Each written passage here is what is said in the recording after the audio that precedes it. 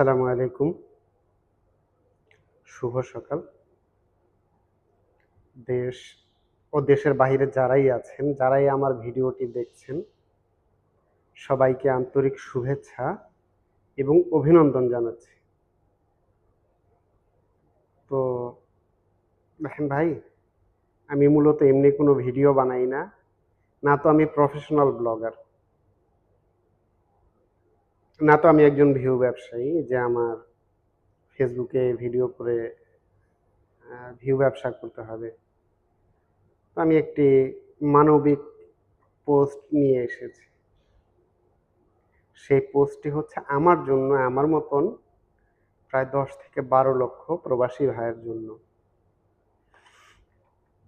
আজকাল আপনারা নিউজ পোর্টালে অবশ্যই দেখছেন যে সংযুক্ত আরব আমিরাতে বাংলাদেশিদের ভিসা অটো ক্যানসেল হয়ে যাচ্ছে। যারা অলরেডি দেশে গিয়েছেন, তারা যখন এয়ারপোর্টে আসেন ইমিগ্রেশন করতে, ঠিক সেই মুহূর্তে সে জানতে পারেন তার ভিসাটি অটো ক্যানসেল হয়ে গেছে।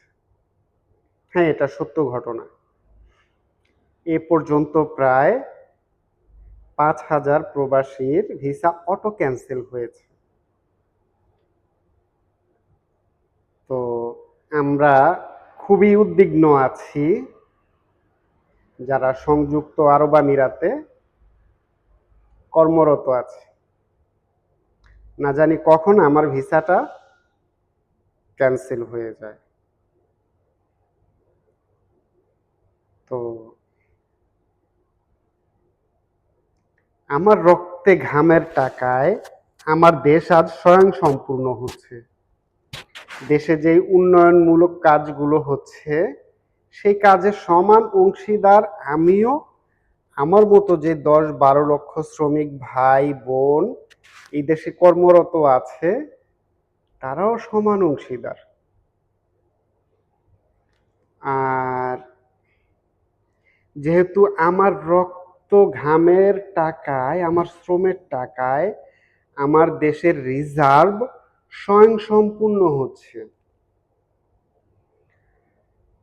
মধ্যপ্রাচ্যের সবচাইতে যে রেমিটেন্স প্রেরণকারী দেশগুলো আছে, সংযুক্ত আরব আমিরাত আছে সেখানে ২ নম্বর অবস্থানে।